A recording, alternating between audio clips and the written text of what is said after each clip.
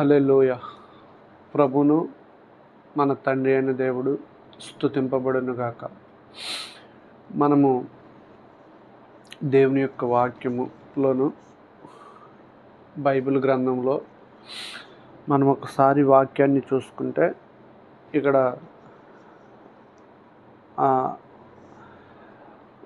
మొదటి కొరింథీయుల పత్రిక 5వ అధ్యాయంలోను మీలో జారత్వం ఉన్నదని వదంతి కలదు. మీలో ఒకడు తన తండ్రి భార్యని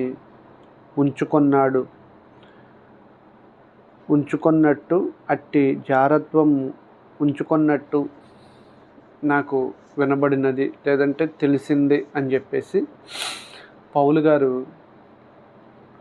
ఆ యొక్క కొరింథీల్లో ఉన్న సంఘంలో వారితో మాట్లాడుతూ వారి గురించి ఈ యొక్క ప్రస్తావనంతా తీసుకొస్తూ చెబుతున్నాడు. అది ఏమిటంటే, నేటి దినాల్లోనూ అట్లాంటి యొక్క ప్రవర్తన కలిగిన వారు మన యొక్క సంఘాల్లో ఉన్నారా, మనలో కూడా అట్లాంటి వాళ్ళు ఉన్నారా అని కనుక మనం చూసుకుంటే, నిజంగాను సంఘంలో చేర్చబడి దేవుని యొక్క రక్తం చేత కడగబడి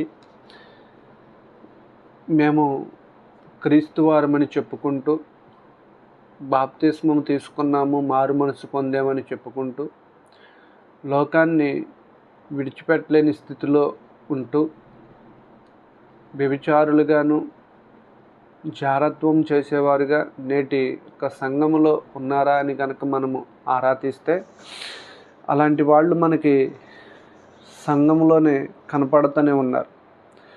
అయితే అట్లాంటి వారి కోసం జీవగ్రంథం మనతో ఏం మాట్లాడుతుంది, మనము అలాంటి వాళ్ళతో మన యొక్క ప్రవర్తన ఏ విధంగా ఉండాలి అనేది కూడా మనము ఒకసారి చూద్దాం. ఇక్కడ ఈ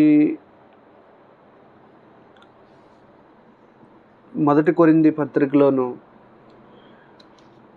మనము చూస్తే ఆ యొక్క పత్రికలో చాలా వరకు మనం చూసినప్పుడు పౌలు గారు చెప్పే మాటలన్నీ కానీ, ఆ యొక్క సంఘానికి పౌలు గారు వివరించే మాటలన్నీ కూడా చాలా మంచివిగా, సంఘం పట్ల ఆయనకి, దేవుని యొక్క ప్రజల పట్ల ఆయనకున్న ఆ యొక్క మనసుని మనకి కనపరుస్తూ ఉంటుంది. ఇలాగ జారత్వం కోసం ఈయన మాట్లాడుతున్నప్పుడు 5వ అధ్యాయం 1వ వచనంలో మీలోను జారత్వం ఉన్నదని వదంతి కలదు. మీలో ఒకడు తన తండ్రి భార్యను ఉంచుకొన్నాడట. అట్టి జారత్వము అన్యజనులలోనైనను జరగదు. ఇట్లుండియు మీరు పొంగుచున్నారే కానీ మీరెంత మాత్రమును దుఃఖపడి ఇలాంటి కార్యము చేసిన వానిని మీలో నుండి వెలివేసిన వారు కారు అని చెప్పి ఇక్కడ పౌలు గారు మాట్లాడుతున్నాడు. నేటి దినాల్లోనూ మనము గమనించినట్లయితే కొన్ని వార్తల్లోనూ ఇలాంటి విషయాల్లోనూ ఇలా వార్తలు అలాంటివి వింటున్నప్పుడు సేవకులైన వారే దేవుని యొక్క నామానికి అపకీర్తి తీసుకొస్తున్నట్టు కూడా మనం చూస్తున్నాం. నేను మొన్న 2 రోజుల క్రితం ఒక వార్త చూశాను. ఆ వార్తలోను ఒక సేవకుడంట తన సంఘానికి వచ్చి, వాళ్ళ యొక్క చర్చికి వచ్చే ఒక గవర్నమెంట్ జాబ్ చేసే ఒక ఆమెని ట్రాప్ చేసి ఆమెతోను తన యొక్క ఆర్థిక అవసరతలన్నీ కూడా తీర్చుకున్నాడు. తర్వాత శారీరకంగా కూడా ఆమెను ఉపయోగించుకొని ఆమె పెళ్లి ప్రస్తావన తీసుకొచ్చేసరికి ముఖం సాటేసినట్టు, లేదంటే అతని కోసము ఆరాధించినప్పుడు మరొక వ్యక్తితో కూడా అతను అక్రమ సంబంధములో ఉండి ఇలాగా తన యొక్క కార్యకలాపాలన్నీ కూడా సంఘము లోపలే జరిగిస్తున్నట్టుగా ఆ యొక్క వార్త విన్నప్పుడు చాలా బాధాకరము, దుఃఖం అనిపించింది. ఇది నిజము కాకుండా ఉంటే ఎంత బాగుంటుంది అనిపించింది. నిజంగాను అది ఒక వదంతిగా కొట్టివేయబడితే చాలా ఆనందమే, సంతోషమే. కానీ అది నిజమైతే చాలా దుఃఖకరం. అది ఏంటి ఆ దుఃఖకరం అంటే, ఈ అధ్యాయంలోను మనం చూస్తే ఇక్కడ దీనిని గనక మనము పరిశీలన చేసినప్పుడు, క్రైస్తవులుగా మనం దేవుణ్ణి ఎరిగిన బిడ్డగా, లేదంటే దేవుని యొక్క సంఘములో చేర్చబడిన వారుగా మనం ఆలోచన చేస్తే, మనము ఇట్టి కార్యాలు మన లోపల, సంఘము లోపల జరుగుతున్నవి అనేది చాలా దౌర్భాగ్యకరమైన విషయముగా మనము ఆలోచించాలి. ఎందుకంటే దేవుని యొక్క సంఘాన్ని పాడు చేసే హక్కు, లేదంటే దేవుని యొక్క ప్రజల్ని నాశనానికి నడిపించే హక్కు ఏ దైవజనులకి కానీ, లేకపోతే ఏ విశ్వాసకి కానీ లేదు. నేటి దినాల్లో సేవకులు కూడాను, నేను ఎవరిని విమర్శించట్లేదు, లేదంటే ఎవరిని నేను తప్పు పట్టట్లేదు, కానీ ఒక విశ్వాసిగాను, లేదంటే దేవుని యందు భయభక్తులు కలిగి, దేవుడు అంటే దేవుణ్ణి, మన ప్రభు అయిన యేసుక్రీస్తుని ఇష్టపడే వ్యక్తిగా నేను గమనించే ఒక విధిని కనుక నేను చూసుకుంటున్నప్పుడు, సంఘము లోపల జరుగుతున్న కార్యాలను కానీ, లేకపోతే దేవుణ్ణి తెలుసుకున్న బిడ్డల వల్ల జరుగుతున్న కార్యాలు కానీ గమనిస్తూ ఉంటే చాలా విచారకరము, బాధాకరమైన విషయాలు చాలా వెలుగులోనికి వస్తున్నాయి. ఏంటి అంటేనేవి అనేకమైన విషయాల్లోనూ దేవుణ్ణి మన దేవుణ్ణి, మనం ఆరాధించే దేవుణ్ణి మనమే నవ్వుల పాలు చేస్తున్నాం. ఏ విధంగా చేస్తున్నామంటేనే, మనము దేవుని చేత ఏర్పరచబడిన వారముగాను, లేదంటే దేవుడు తన సన్నిధికి, తన యొక్క సంఘంలోనికి మనల్ని చేర్చుకున్న వారుగా మనం ఉన్నాం. ఈ క్రమంలోనూ సంఘములోనికి చేర్చబడిన మనము ఏ విధంగా నివసించాలి, ఎలాగ మనము ప్రవర్తించాలి అనే దాన్ని మనం ఆలోచన చేస్తే, ఇక్కడ ఈ కొరింథీయులకు రాసిన పత్రికలోను దేవుని యొక్క వాక్యము ఈ విధంగా ఉంది. మనమంట దేవుని యొక్క సంఘములోనికి చేర్చబడి ఈ విధంగా మన యొక్క ప్రవర్తన ఈ విధంగా చూసుకోవాలి అని చెప్పేసి కూడా పౌలు గారు రాసి ఉంచిన దాన్ని కనుక మనం చూస్తే, ఇక్కడ ఏమనుంది? 1 కొరింథీయులు 5వ అధ్యాయము 9వ వచనంలో, జారులతో సాంగత్యము చేయొద్దని నా పత్రికల్లో మీకు వ్రాసి ఉంటిని. అయితే ఈ లోకపు జారులతోనైనను, లోబులతోనైనను, దోచుకుని వారితోనైనను, విగ్రహారాధికులతోనైనను ఏమాత్రమును సాంగత్యము చేయవద్దని కాదు. అలాగైతే మీరు లోకములో నుండి వెళ్ళిపోవలసి వచ్చెను కదా. ఇప్పుడైతే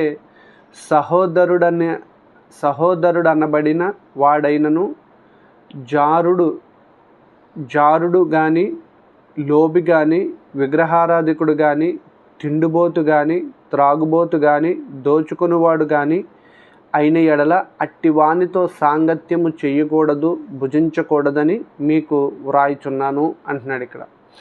ఇక్కడ పౌలు గారు చాలా స్పష్టంగా చెబుతున్న మాట ఏంటంటే, 9వ వచనంలోను, 5వ అధ్యాయం 9వ వచనంలోను, జారులతో సాంగత్యము చేయవద్దని నా పత్రికలో మీకు వ్రాసి ఉంటిని.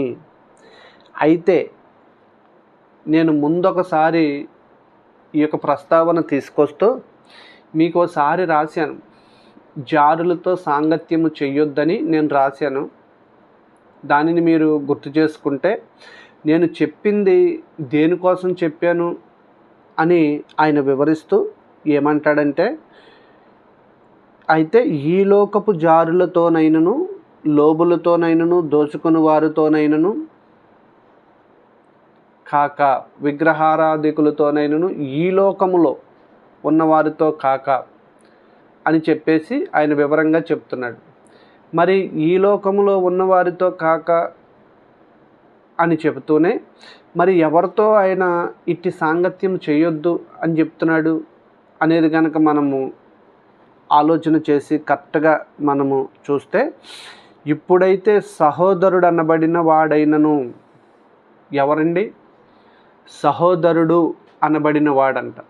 ఈ సహోదరుడు అనబడిన వాళ్ళు మనకి ఎక్కడ తగులుతారు? ఈ సహోదరులు మనము ఎక్కడ చూస్తాము అని కనుక మనం ఆలోచన చేస్తే, వీళ్ళు మనలోని వారే కదా. అంటే సంఘములోను చేర్చబడిన వారి కోసం చెబుతున్నాడు ఈ మాట. అర్థమైందా? అయితేని దీనిని ఆపోజిట్లో మనం చేయటానికి ఇష్టపడతాం. ఏంటంటే, లోకములో ఉన్నారు జారులైన వాళ్ళు, అబద్ధికులు, తిండిబోతులు, తిరుగుబోతులు. చాలామంది లోకములోను మన స్నేహితులు కానీ, మన యొక్క బంధువుల్లో కానీ ఇట్టి కార్యాలు చేసేవాళ్ళు చాలామంది ఉంటారు. అయితే మనం ఏం చేస్తామంటేని, అయ్యో మేము దేవుణ్ణి తెలుసుకున్నాము, ప్రభువైన యేసుక్రీస్తుని అంగీకరించాము కాబట్టి ఇక మీతో మాకు ఎటువంటి పని లేదని చెప్పేసి మనము ఎవరిని ఎడం చేసుకుంటున్నాం, ఎవరిని దూరం చేసుకుంటున్నాం అనేది ఇక్కడ చాలా ముఖ్యమైన గమనికగా మనం గమనించాలి.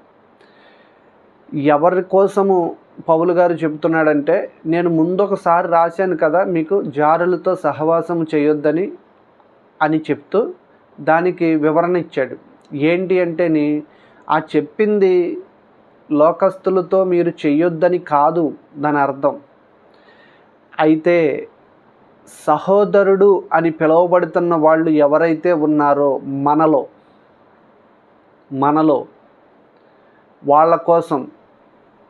వాళ్ళ కోసం నేను చెప్పాను, అట్టి వారితో మీరు సాంగత్యం చేయొద్దు, అట్టి వారిని అవసరమైతే వెలివేయాల్సి వస్తే వెలివేయండి, సంఘంలోంచి బయటికి వెలివేయాల్సి వస్తే వెలివేయండి అని చెప్పేసి ఇక్కడ దేవుని యొక్క వాక్యము సెలవిస్తుంది.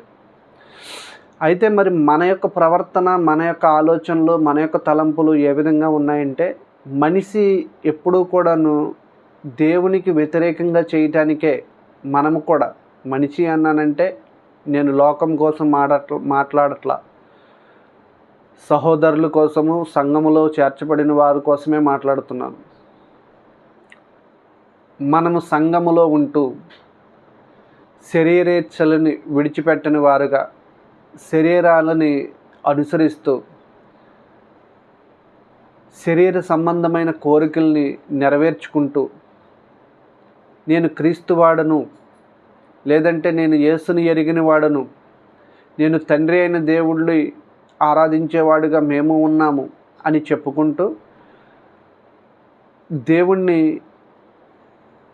స్తుతిస్తున్నాము, లేదంటే దేవుని సన్నిధిలో మేము పద్దాక వెళ్తాము అని చెప్పుకుంటూ, ఆ యొక్క శరీరాశల్ని, శరీరేచ్ఛల్ని విడిచిపెట్టలేని వారి కొరకు ఇక్కడ పౌలు గారు చెప్తున్నాడు. నేను మాట్లాడేది కూడా అట్టివారి కొరకే మాట్లాడుతున్నాను. సంఘములోనికి చేర్చబడిన తర్వాత మనము ఒళ్ళు దగ్గర పెట్టుకుని బతకాలి.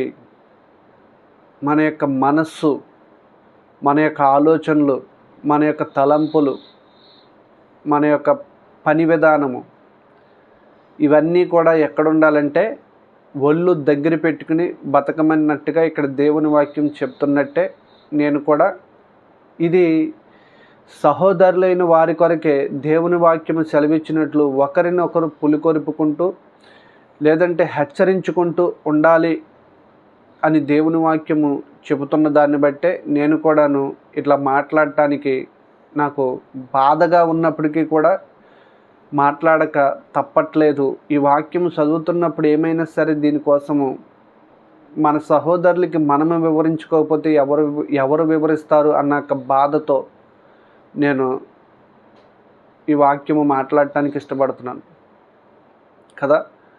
చాలా చోట్ల దేవుని నామము ఎవరిని బట్టి దూషించబడుతుందంటే అన్ని జనులకి తెలుసు. యేసుక్రీస్తు అన్ని జనుల్లో కూడా ఒక మహానుభావుడుగాను గొప్ప దేవుడుగాను యేసుక్రీస్తుని తెలుసుకున్నారు. ఎందుకంటే ఎవరితో అయినా సరే మనం గబాలను మాట్లాడుతున్నప్పుడు మీరు దేవుణ్ణి తెలుసుకోవచ్చు కదా, రండి మాతో పాటు దేవుని సన్నిధికి అంటేని వాళ్ళు చెప్పే ఒక సమాధానము ఈ విధంగా ఉంటుంది. ఏంటంటే, యేసు ప్రభు గొప్పవాడండి, ఆయన పవిత్రుడు.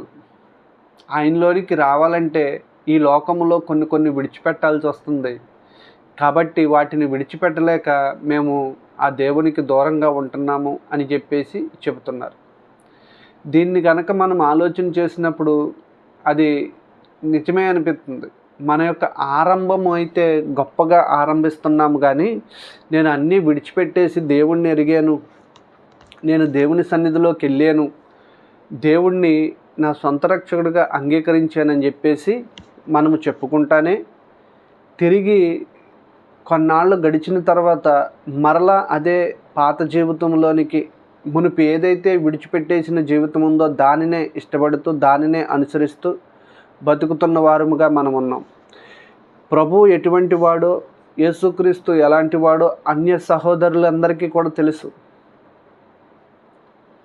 చర్చికి వస్తే ఇట్టి కార్యాలేమీ కూడా చేయకూడదు, వీటన్నిటినీ విడిచిపెట్టాలి. ఎందుకంటే ఆ దేవుడు పరిశుద్ధుడు, ప్రభువైన యేసుక్రీస్తు పరిశుద్ధుడు, ఆయనకి ఇటువంటి కార్యాలంటే నచ్చవని ఒక అన్య సహోదరులకి, సంఘానికి వెలుపలున్న వాళ్ళకి తెలుసు బాగా. దేవుడు ఎట్టివాడో, దేవుడు ఎటువంటి కార్యాలను ఇష్టపడతాడో వాళ్ళకి తెలుసు. కానీ సహోదరుడు సహోదరి అని పిలువబడుతున్న మనమే దేవునిని నిర్లక్ష్యం చేస్తూ మన ఇష్టానుసారంగా మనం బతుకుతున్నాం. ఇక్కడ ఈ యొక్క మొదటి వచనంలో కనుక మనం చూసుకుంటే, అక్కడ మీలో జారత్వం ఉన్నదని ఒక వదంతి కలదు అని చెప్పేసి పౌలు గారు ఆరంభంలోనే ఆ యొక్క 5వ అధ్యాయం మొదటి వచనంలోనే ఈ విధంగా ఆరంభించాడు ఆయన. మీలో జారత్వం ఉన్నది వదంతి కలదు, మీలో ఒకడు తన తండ్రి భార్యను ఉంచుకున్నాడట, అట్టి జారత్వము అన్యజనులలోనైనను జరగదు అని చెప్పేసి ఇక్కడ దేవుని యొక్క వాక్యము సెలవిస్తుంది. అన్యజనులలోనైనను జరగని యొక్క కార్యాలు మరి దేవుణ్ణి ఎరిగిన ప్రజలలో జరుగుతున్నాయంటే, ప్రభువైన యేసుక్రీస్తుని అంగీకరించిన వారిలో ఇట్టి కార్యాలు జరుగుతున్నాయి అని చెప్పేసి ఇక్కడ వాక్యం సెలవిస్తుంది అనేది కనుక మనం పరిశీలన చేస్తే, ఇది ఒకవేళ మన కొరకు కాదు, దేవుడు ఆ కాలంలో కొరింథీ పట్టణంలో ఉన్నవాళ్ళు, అక్కడ కొరింథీ సంఘంలో ఉన్నవాళ్ళు ఎవడో ఒకడు ఇది చేశాడు కాబట్టి దాన్ని రాయించాడు అంటే, బైబిల్ గ్రంథం అంతా కూడాను దేవుడు అదే విధంగా నెరవేర్చుకుంటూ వచ్చాడనే సత్యాన్ని మనం మర్చిపోకూడదు. ఎందుకంటే మనకు బాధ కలిగించే విషయం ఏది కూడా మంద కాదని, మనము ఆశీర్వాదాలకి లేదంటే దేవుని యొక్క దీవెనలకే మనము ఏర్పరచబడ్డామని అపోహలో కనుక మనం ఉంటే, మనము దేవుణ్ణి ఇంకా పూర్తిగా తెలుసుకొని వారముగానే మనం ఉన్నామనే సత్యాన్ని కూడా మనం గుర్తించాలి. దేవుడు ఈ యొక్క వాక్యము లేదంటే ఈ యొక్క ప్రవక్త ద్వారా మనతో మాట్లాడుతున్న ఈ మాటలు కేవలం మనకు కూడా వర్తిస్తాయి, సంఘములో చేర్చబడిన వారికి కూడా వర్తిస్తాయి అనే సత్యాన్ని కూడా మనం గుర్తుంచుకోవాలి. ఎందుకంటే దేవుని వాక్యము ఎప్పుడూ కూడా నిరర్ధకము కాదు కదా.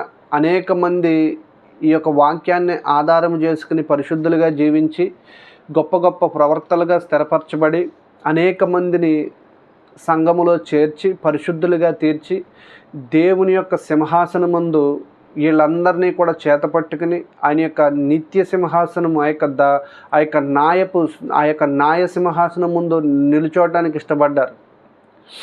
ఎందుకంటే వారు చేసిన యొక్క మునుపటి కార్యాలన్నీ కూడా విడిచిపెట్టి దేవుణ్ణి అంగీకరించిన తర్వాత పరిశుద్ధులుగాను పాపరహితులుగాను జీవిస్తూ శరీరం ఎప్పుడూ కూడా శరీరేచ్ఛలను నెరవేర్చుకోవడానికి ఇష్టపడుతూ ఉంటుంది. అందును బట్టే కదా దేవుడు మనకి తన యొక్క ఆత్మని తోడుగా ఉంచాడు. అందును బట్టే కదా మనకి ఏది మంచో ఏది చెడో గుర్తించే పరిశుద్ధాత్మ సహాయాన్ని కూడా మనకు దేవుడు తోడుగా ఉంచాడు. వాక్యము మన చేతిలో పెట్టాడు, పరిశుద్ధాత్మ సహాయము మనకి అందుతుంది ఎప్పటికప్పుడు. అయినను సరే మనము మన హృదయాన్ని లేదంటే మన యొక్క ఆత్మని చంపేసుకుని మనం ఇష్టానుసారమైన జీవితాలు జీవిస్తూ సంఘాన్ని అపవిత్రపరుస్తూ, సంఘానికి వ్యభిచార కలంకము అంటిస్తూ, సంఘాన్ని అన్ని జనుల మధ్యలో నవ్వుల పాలు చేస్తున్న సహోదరులారా, దేవుడు మనల్ని గమనిస్తున్నాడు, దేవుడు మనల్ని చూస్తున్నాడనే సత్యాన్ని మనం మర్చిపోతే మనము మోసపోతున్నాము. ఒక ముసుగు మన మీద ఉంది. నేటి దినాల్లోనూ జ్ఞానము, మేము జ్ఞానులమని చెప్పుకునే చాలామంది దేవుని సేవకులు ఉన్నారు. దేవుని వాక్యము జ్ఞానము కాదని ఎవరు అనరు. దేవుడు నీకు జ్ఞానం ఇస్తే నీ జ్ఞానము ఇంకొకరికి ఆటంకంగా ఉండొద్దు. నీ జ్ఞానము, నువ్వు జ్ఞానవంతుడివైతే నీ జ్ఞానము నీకు ఉపయోగపడుద్ది. నీ సంఘానికి వచ్చే వారికి ఉపయోగపడితే చాలు. ఆ జ్ఞానాన్ని ఆధారం చేసుకుని నేను జ్ఞానముగా మాట్లాడుతున్నాను కదా అని చెప్పేసి, నేను జ్ఞానిని కదా అని చెప్పేసి నువ్వు వేరొక పాస్టర్ని కానీ, వేరొక దైవజనుడిని కానీ, వేరొక సహోదరుని కానీ చిన్నచూపు చూస్తే దానివల్ల నీకు కలిగే ప్రయోజనమేమో కానీ నష్టమైతే మాత్రం సంఘానికి జరుగుతుందనే సత్యాన్ని నువ్వు గుర్తించాలి. కాబట్టి దేవుడు నీకిచ్చిన విశ్వాస పరిమితిని బట్టి నీవు దేవుడిని అర్థం చేసుకోగలిగితే, నాకిచ్చిన విశ్వాస పరిమితిని బట్టి, నాకున్న జ్ఞానాన్ని బట్టి, దేవుడు నాకు అనుగ్రహించిన ఆ యొక్క తలాంతుని బట్టి నేను దేవుడిని అర్థం చేసుకోగలుగుతాను. ఇది ప్రతి మనిషి కూడా మనం అర్థం చేసుకుని జీవించాలి. దేవుడు అన్యజనులలోనైనను జరగని కార్యాలు సంఘములో జరుగుతున్నాయని చెబుతుంటే దానిని విడిచిపెట్టి మనము అన్ని జనులనేమో దూరం పెడుతున్నాము. అట్టే ఇట్టి కార్యాలు చేసేవాడు అట్టెట్ట అసలు మా సమీపానికే రాకూడదన్నట్టుగా మనము వెళ్ళప్ప కొడుతూ ఏంటి అసలు వాళ్ళని ఒక మనుషుల్లాగా కూడా చూడకుండా వీళ్ళు ఎవరో మనకేమీ సంబంధం లేదే అన్నట్టుగా మనం వాళ్ళని పక్కకు తోసేసుకుంటూ తిరిగితే, మరి సంఘములోకి చేర్చబడి ప్రభు యొక్క బలారాధనలో చేతులు పెడుతూ, ప్రభు యొక్క బల్లను భుజిస్తూ, దేవుని యొక్క ఆరాధనలో చేతులెత్తుతూ, మరి ఎవరిని మెప్పించడానికి ఈ నటన జీవితం మనకి? ఎవరిని మనము మెప్పించి ఎవరి మెప్పు పొందటానికి మనము ఈ బతుకుతున్నాం అనేది మనము గుర్తించాలి కదా. వదంతి కలదు అంటున్నాడు. ఇది నిజము కాకుండా ఉంటే బాగుండు అనేది. చాలామంది దైవ సేవకులు వ్యభిచార విషయంలో, ఆ యొక్క పాపాన్ని విడిచిపెట్టలేని విషయంలో, మరి సంఘానికి మాదిరిగా ఉన్నవాళ్ళే ఇలా ఉంటే ఎందుకు ఇలాగ మోసపోతున్నారు సాతాను యొక్క చేతిలో? ఎందుకు ఈ విధమైన మోసానికి గురి కావుతున్నారు అనేది మనము ఎవరినో మోసగిస్తున్నాములే అనే దానికంటే కూడా మనల్ని మనమే మోసం చేసుకుంటున్నాము అనేది గుర్తుంచుకోలేకపోతాం. బాధాకరమైన విషయం కదా. దేవుడు చెయ్యొద్దని పని చేస్తే ఎవరు మోసపోతున్నారు? దేవుడు చెప్పింది కాకుండా మన ఇష్టానుసారంగా చేస్తే ఎవరు మోసపోతున్నాం? మనమే మోసపోతున్నాం.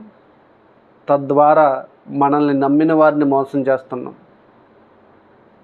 దేవుడికి ఇట్టి కార్యాలు అసలు ఇష్టముగా లేవు కదా. దేవుని వాక్యము చెబుతున్న మాట పరిశీలన చేస్తే ఇది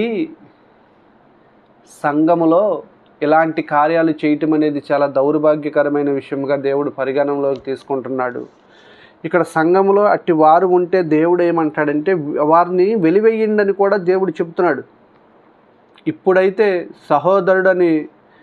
సహోదరుడు అనబడిన వాడైనను జారుడు కానీ, లోబి కానీ, విగ్రహారాధికుడు కానీ, తిండిబోతు కానీ, త్రాగుబోతు కానీ, దోచుకునేవాడు కానీ అయిన ఎడల అట్టి వానితో సాంగత్యము చేయకూడదు, భుజింపకూడదని మీకు వ్రాయిచున్నాను.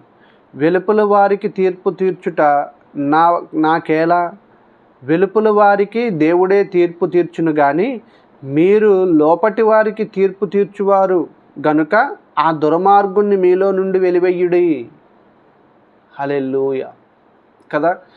మన యొక్క ప్రవర్తన ఎలా ఉందంటే ఎలపల వారికి తీర్పు తీర్చేవారముగా మనం ఉన్నామా, లేదంటే మన సంఘాల్లో గమనించేవి మనము చూస్తున్నామా?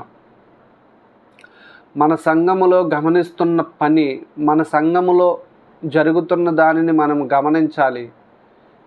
అవసరమైతే దానిని గద్దించాలి. వాడు గనక ఆమె గనక మారు మనసు అనేది కలిగి తిరిగి ప్రభు వైపు గనక తిరగకపోతే సంఘములోంచే వెలివేయమని చెప్పేసి దేవుని వాక్యం సెలవిస్తుంది. కాకపోతే మనం ఇక్కడ దేవుణ్ణి చూసే కోణమే తప్పుగా ఉంటుంది. దేవుణ్ణి ఎప్పుడూ మనం ఒకే కోణంలో చూసుకుంటూ వెళ్తున్నాం. ఏంటి అంటేని దేవుడు ఎప్పటికీ కూడాను ప్రేమస్వరూపుడు. దేవుడు మనం ఏం చేసినా క్షమిస్తాడు. దేవుడు ప్రేమ కలిగిన వాడు. దేవుడు మనం ఎట్టి కార్యాలు చేసినా సరే తన హక్కుని చేర్చేసుకుంటాడు.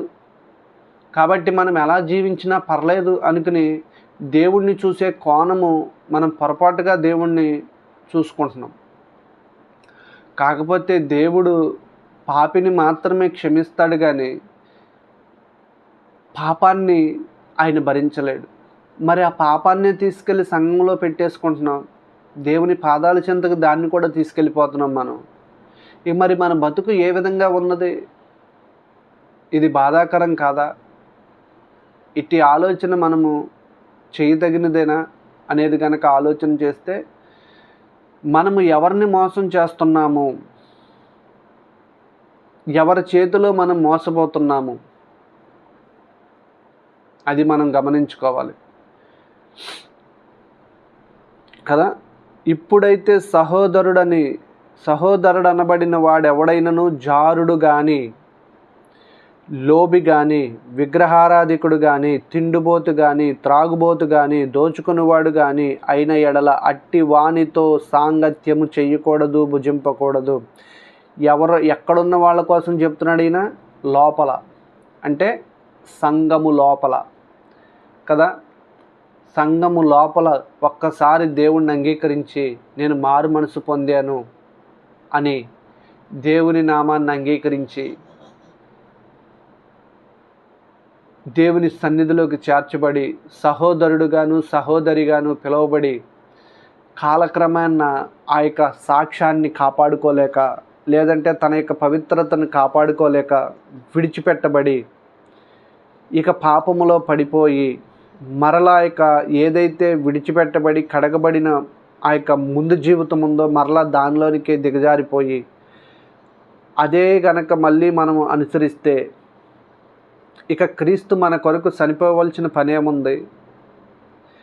మనము ఇట్టి కార్యాలు విడిచిపెట్టి నేను మారు మనసు పొందానని చెప్పటానికి ఇదేముంది? నేను రక్షించబడి సన్నిధిలోనికి చేర్చబడ్డానని దేవుళ్ళో గొప్పలు చెప్పు తిరగడానికి కూడా అది ఉపయోగమేముంది? మనం ఆలోచన చేసుకుందాం, మన హృదయాలను మనం పరీక్షించుకుందాం. ఎందుకంటే దేవుడు అట్టి కార్యాలని సహించట్లేదు. ఇది ఎవరినో ఉద్దేశించో లేకపోతే ఎవరి కోసమో మాట్లాడాలనేదో నా యొక్క ఉద్దేశం కాదు, కానీ దేవుని యొక్క వాక్యము చదువుతున్నప్పుడు చాలా బాధ అనిపిస్తుంది. నిజంగాను ఇట్టి కార్యాలు సంఘాల్లో జరుగుతున్నాయంటే నేటి దినాల్లో కూడా ఉన్నాయండి. చాలామంది అటువంటి ప్రవర్తన మానలేని వారుగాను ఉన్నారు, సహోదరులైన వాళ్ళు. మరి అట్టి వారితో కలిసి మనం జీవిస్తున్నాము ఏంటి? అయితే దేవుడిని ఎరగక ఇట్టి కార్యాలు చేసే వాళ్ళనేమో మనం దూరం పెడుతున్నాము. మేము పవిత్రులము, మాతో మీకు ఎటువంటి సాంగత్యము లేదని చెప్తున్నాము.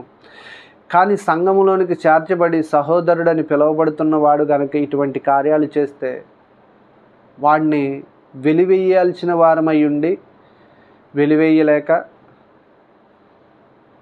వాడికి అవకాశం మీద అవకాశం కల్పిస్తూ దేవుడు నొచ్చుకోవటానికి, దేవుడు బాధపడటానికి కారకులుగా మనం ఉంటున్నాం.